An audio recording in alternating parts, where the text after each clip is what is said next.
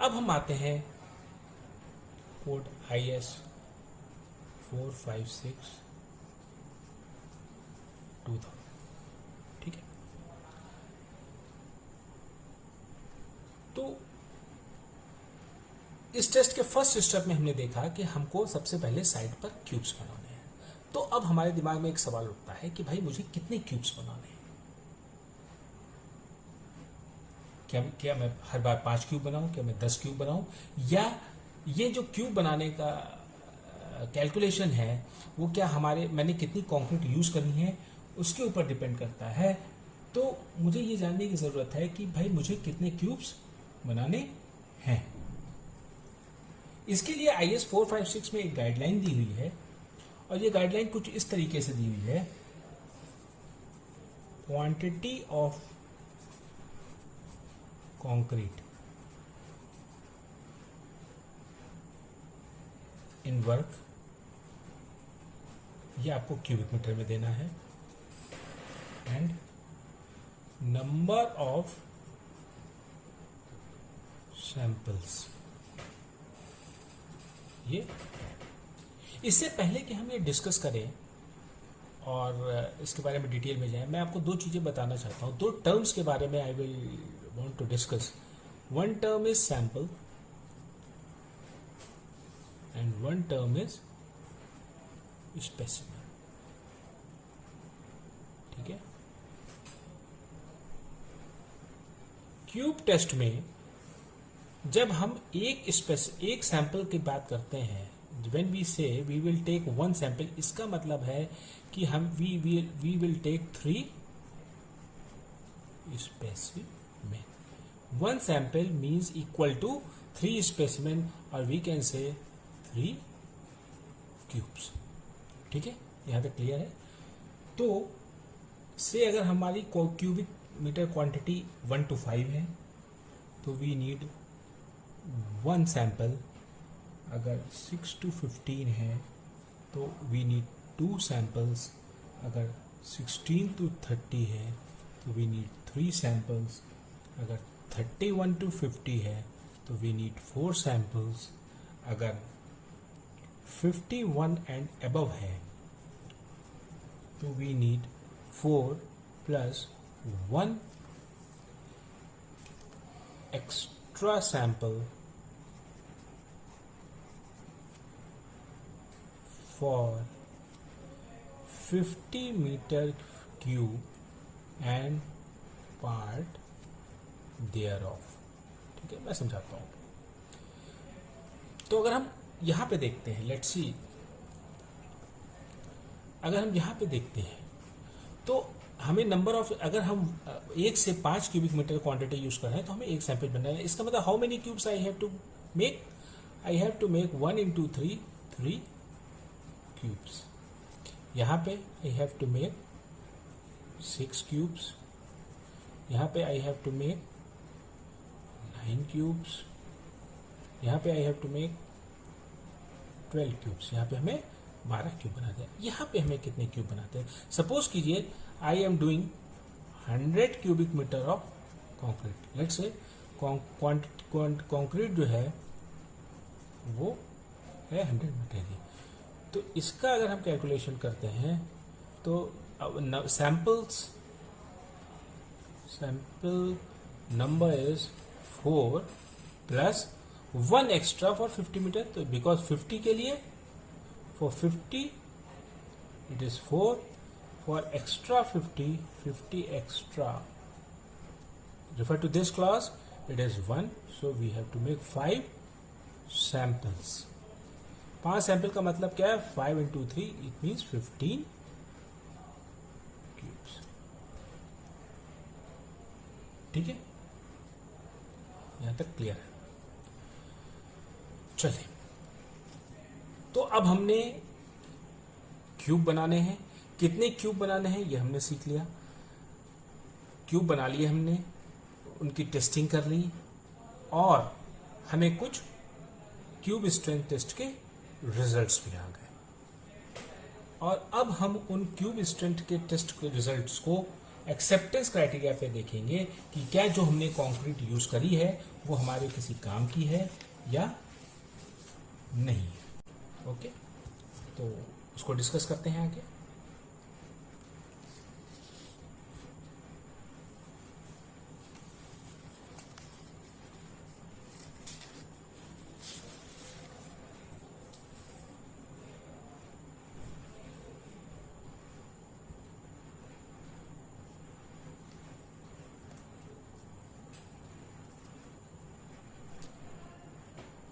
हाँ जी, शुरू करते हैं।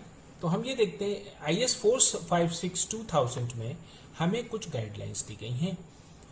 ये क्लॉज है क्लॉज 16.1, दिस इज IS 456/2000 में। नाउ आपको यहाँ पे कंसंट्रेट करना पड़ेगा क्योंकि यही सबसे इम्पोर्टेंट और सबसे कंफ्यूजिंग पार्ट है जिसको हम आज क्लियर करेंगे। तो एक एग्जांपल लेते हैं हम। एग्जांपल हमारा कुछ इस तरीके से है कि मान लीजिए हम लेट से हम 5 cubic metre concrete we used, मतलब we used 5 cubic metre of concrete. तो इसके हिसाब से if we use 500 cubic metre of concrete as per the chart I showed to you, जो हमने चार्ट पहले देखा है, उसके हिसाब से 3 सैंपल्स और 3 स्पेसिमेन, यानी 1 sample is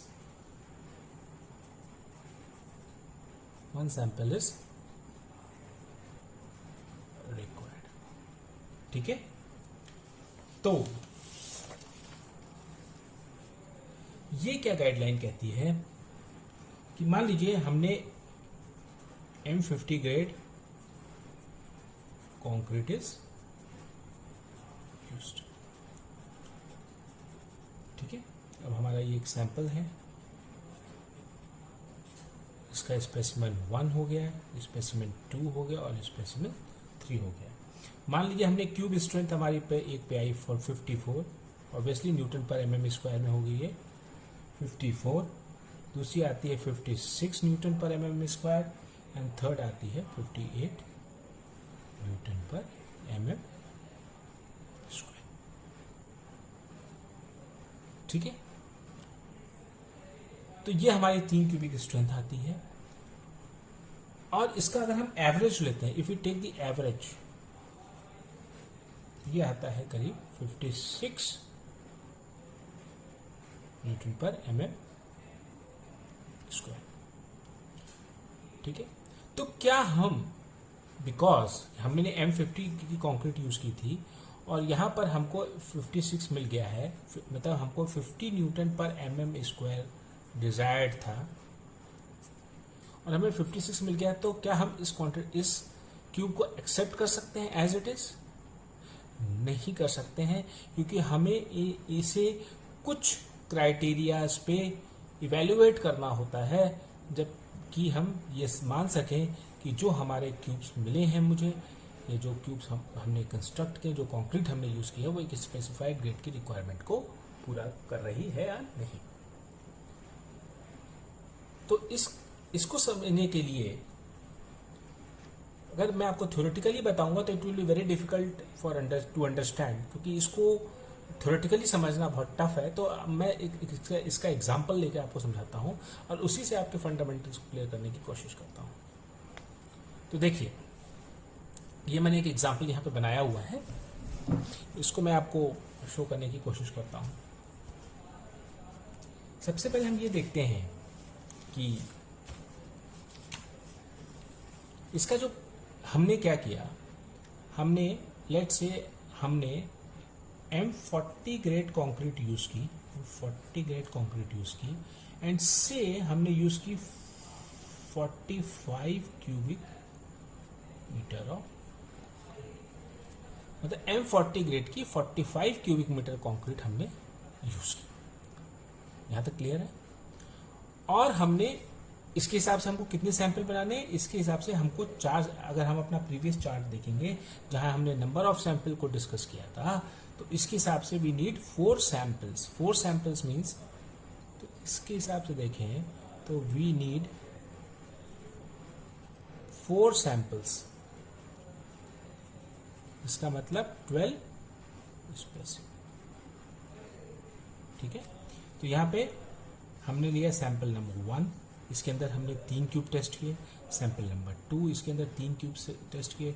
sample 3 3 cube. Sample 4, इसके अंदर ठीक है, और ये हमें क्यूब्स की कॉम्प्रेसिव स्ट्रेंथ मिली। यहाँ तक क्लियर है? मतलब ये 3 क्यूब्स सैंपल 1 से जो हमने लिए, ये 3 क्यूब्स मिले, फिर 3 क्यूब, फिर ये 3 क्यूब और ये। अब पहला जो एक्सेप्टेंस क्राइटेरिया है वो हमारे इंडिविजुअल क्यूब स्ट्रेंथ को डिफाइन करता है। वो क्या कहता है? पहला जो क्राइटेरिया है वो है क्लॉज 15.4, जो ये कहता है the test result of sample shall be the average of 3 specimen. तो ये क्राइटेरिया क्या कहता है कि पहले जो हमारे 3 क्यूब्स आए हैं इनका हमको एवरेज निकालना है। तो हमने इन 3 क्यूब जो हमने स्ट्रेंथ थी उसका एवरेज निकाला, ये आया हमारा 43। इसका एवरेज आया, इन 3 क्यूब का स्ट्रेंथ का एवरेज आया 46.7, इनका आया 39 और इन तीनों का आया 48। तो यानी ये 4 एवरेजेस निकल के आए हैं हमारे इन 4 सैंपल्स के लिए। ठीक है, यहां तक क्लियर है? दूसरा पॉइंट हमारा क्या कहता है कि the individual variation should not be more than ±15% of average. अब जो हमने एवरेज निकाला, हमको बेसिकली हम चेक क्या करना चाहते हैं, ये जो क्राइटेरिया ये हमारा चेक ये करना चाहता है कि ऐसा तो नहीं है कि हमारे इंडिविजुअल क्यूब्स में स्ट्रेंथ का वेरिएशन बहुत ज्यादा आ रहा हो। इस चीज को चेक करने के लिए ये क्राइटेरिया लगाया गया है। ये क्राइटेरिया हमसे क्या कहता है कि जो आपकी एक सैंपल का एवरेज वैल्यू, यहाँ एवरेज वैल्यू हमारी क्या है 43, इस 43 से -15% और +15% की रेंज में हमारे ये सारे टेस्ट रिजल्ट फॉलो करने चाहिए। मतलब अगर हम 43 का +15% करें तो आता है 49.45, -15% करें तो आता है 36.45। यहां तक समझ में आ रहा है? मतलब सबसे पहले हमारे पास 3 क्यूब रिजल्ट्स थे, उसका हमने एवरेज निकाला है। एवरेज निकालने के बाद हमने उसका +15% निकाला और -15% निकाला। अब हमको ये देखना है कि जो ये हमारे 3 रिजल्ट्स हैं ये इस रेंज में आते हैं या नहीं आते हैं। तो 42 है, ये इसके बीच में कहीं है, 42 इज इन बिटवीन, तो इट इज करेक्ट। 43 इसके बीच में, ये भी करेक्ट, एंड 44 भी इसके बीच में है, तो ये भी करेक्ट। यानी कि जो भी हमारी क्यूब स्ट्रेंथ आनी चाहिए वो ±15% ऑफ एवरेज फॉलो करनी चाहिए। और ऐसा ही टेस्ट हम चारों सैंपल्स के लिए करेंगे। इसके लिए देखते हैं, यहाँ पे हमारी एवरेज वैल्यू है 46.7, इसका प्लस, ये यहाँ पे भी वही criteria, the value should fall between -15% to +15% of average.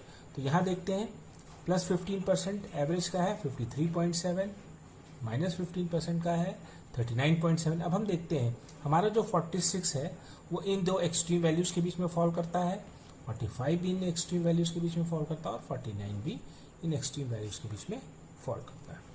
तो इसका क्या मतलब है कि ये भी हमारे जो तीनों रिजल्ट्स हैं वो हमारे क्लॉज 15.4 मींस क्लॉज 15.4 के क्राइटेरिया को मतलब क्राइटेरिया में एक्सेप्टेड है। ठीक है, इसी तरह हम इनके लिए भी चेक करते हैं, इनके लिए भी चेक करते हैं। अगर आप देखेंगे तो मैंने चेक किया है, तो all this criterias are fulfilled for all the 4 samples. ये चारों ही सैंपल्स के लिए, या टोटल जो हमने 4 सैंपल लिए हैं, मतलब टोटल जो 12 क्यूब्स हमने बनाए हैं, वो सारे 12 क्यूब्स की जो वैल्यू है वो +15% -15% अपने एवरेज से एवरेज में फॉल कर रही है। यहाँ तक क्लियर है? ठीक है। नाउ अब सेकंड देखिए, यहाँ पे क्राइटेरिया आता है, इसमें कहता है कि इसको देखते हैं, ये है टेबल नंबर 11 क्लॉज 16.1। ठीक है। अब हमने क्या किया कि इंडिविजुअल क्यूब वेरिएशंस को, ये जो हमारे इंडिविजुअल क्यूब वेरिएशन से इनको चेक कर लिया, इनको ये देख लिया कि ये ±15% के बीच में फॉल कर रहे हैं या नहीं कर रहे हैं। ये हमारा फर्स्ट स्टेप है। फर्स्ट स्टेप के बाद we go to the second step. Second step हमारा क्या कहता है, इंडिविजुअल टेस्ट रिजल्ट्स। ये हमारा स्टेप, अगर हम इसको 1 मान लें तो ये है हमारा स्टेप 2। स्टेप 2 क्या है, पहले हमने ये कॉलम चेक कर लिया, इन क्यूब रिजल्ट्स को, इंडिविजुअल क्यूब रिजल्ट को चेक किया। ये है हमारे वी इंडिविजुअल क्यूब रिजल्ट्स को चेक किया, चेक्ड, और इसको मैं टिक मार दिया। नाउ ये है इंडिविजुअल टेस्ट रिजल्ट। अब ये एवरेज कॉम्प्रेसिव स्ट्रेंथ को टेस्ट करने के लिए ये क्राइटेरिया है। ये क्या कहता है कि अगर हमने M50 ग्रेड की कंक्रीट यूज की है, M40 ग्रेड की कंक्रीट यूज की है, तो हमारा कोई भी एवरेज वैल्यू FC के -3 से कम नहीं होना चाहिए। मतलब यहाँ पे अगर हम इसको समझने की कोशिश करें, so we used M40 grade of concrete, तो FC के -3 हमारा कितना होता है, होता है 40 - 3 = 37। इसका मतलब कि ये जो एवरेज हमने निकाला है, हर 3 सैंपल का एक एवरेज निकाला है, सैंपल 1 का एक एवरेज, सैंपल 2 का, सैंपल 3, सैंपल 4 का, इनमें से कोई भी एवरेज FC के -3 से कम नहीं होना चाहिए, मतलब 37 से कम नहीं होना चाहिए। तो देखते हैं हम, ये भी 37 से, it is greater than 37, it is greater than 37, it is greater than 37 and it is greater than 37। तो ये चारों रिजल्ट्स जो हैं वो हमारे 37 से ज़्यादा है। इसका मतलब कि हमारा जो सेकंड क्राइटेरिया है, सेकंड क्राइटेरिया इज ओके। ये भी ओके हो गया। ठीक है। अब थर्ड क्राइटेरिया लगाते हैं। थर्ड क्राइटेरिया ये क्या कहता है कि ये इन चारों एवरेज का जो एवरेज है उसको we will call mean. That is very important thing. ये एक हमारे, ये 3 क्यूब्स थे, इन 3 क्यूब्स का एक एवरेज आया, इन 3 क्यूब्स का एक एवरेज, इन 3 क्यूब्स का एवरेज और इन क्यूब का एवरेज, और इन चारों का जो एवरेज है, इन चारों का जो मीन है, वो वैल्यू आती है हमारी 40, सब इस केस में हमारी निकल के आई है 44.175। तो अब हमको इसको चेक करना है कि क्या ये हमारी एक्सेप्टेबिलिटी रेंज में आती है या नहीं आती। तो उसके लिए IS 456-2000 क्या कहता है, वो ये कहता है कि ये जो वैल्यू है, it should not be less than FCK +3 और FCK +0.825 into established standard deviation. ठीक है, इंटू इस्टेब्लिश्ड स्टैंडर्ड डिविएशन। तो अब आपको ये तो पता है FCK +3। अब आपको एक क्वेश्चन उठ रहा होगा कि भाई ये स्टैंडर्ड डिविएशन क्या होता है। तो स्टैंडर्ड डिविएशन की डिटेल हम फील्ड में निकालने के लिए एक प्रोसेस होता है, और इसको हम बाद में डिस्कस करेंगे। लेकिन अगर आपको फील्ड में स्टैंडर्ड डिविएशन अवेलेबल नहीं है, तो इसके लिए भी IS 456-2000 में एक गाइडलाइन दी है जो कुछ इस तरीके से है।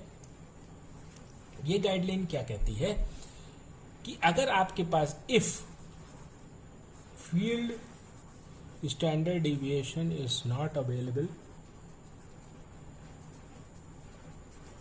If field standard deviation is not available, तो आपकी हेल्प करने के लिए एक गाइडलाइन दी हुई है IS 456-2000 में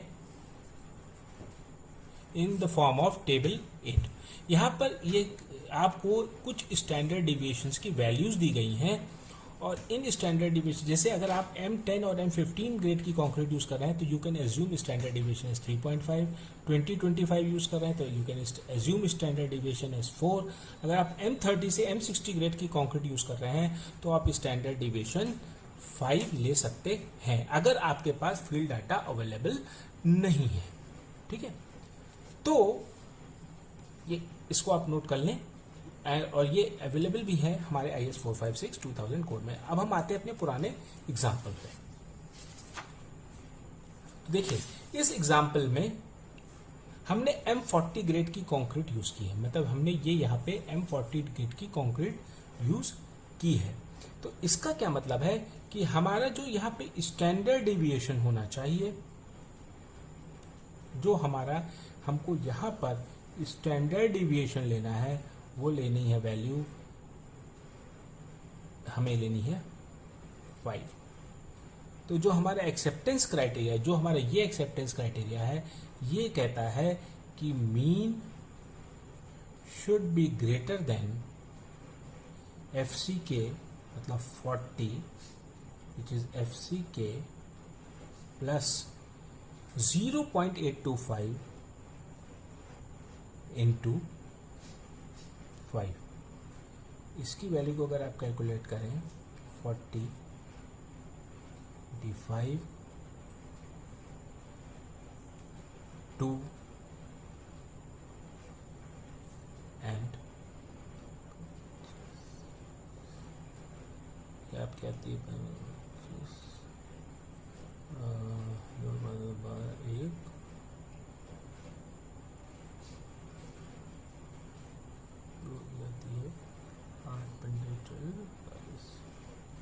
4.125। इसको अगर आप टोटल मारे तो ये आती है 44.125। ठीक है, so this value comes to be 44.125। और ये वैल्यू आपकी क्या आएगी, बिकॉज ये वैल्यू आपकी क्या आएगी, ये वैल्यू आएगी FCK प्लस 3। इसका मतलब ये वैल्यू जो आएगी आपकी वो आएगी 40 प्लस ये आपकी FCK है प्लस 3, इट विल बी 43। तो इनमें से आपको लेनी है विच एवर इज ग्रेटर। तो विच एवर इज ग्रेटर का क्या मतलब, we have to take this value. तो हमारा जो मीन है वो किसी भी तरीके से इन दोनों की हायर वैल्यू मतलब 44.125 से ज़्यादा होना चाहिए, और ये हमारा वैल्यू जो मिल रही है ये हमें मिल रही है 44.175। तो because this value is greater than this value, इसका मतलब हमारा जो टेस्ट रिजल्ट्स है वो ओके। ठीक है, मैं उम्मीद करता हूं कि आपको ये कॉन्सेप्ट समझ में आया होगा। हम इसके कुछ solved example next video lectures में करेंगे to make it more clear. और इसमें हम ये भी देखेंगे कि अगर हमारा सैंपल साइज 4 या उससे ज़्यादा नहीं है, हमारा सैंपल साइज सपोज कीजिए हमने एक ही सैंपल बनाया, सपोज कीजिए हमने 2 या सैंपल बनाए, 3 सैंपल बनाए या 4 से ज़्यादा सैंपल बनाए, तो हमारा मोड ऑफ ऑपरेशन क्या होगा, इसको हम नेक्स्ट वीडियो में डिस्कस करेंगे। आप हमारे साथ बने रहे, आपका बहुत बहुत शुक्रिया।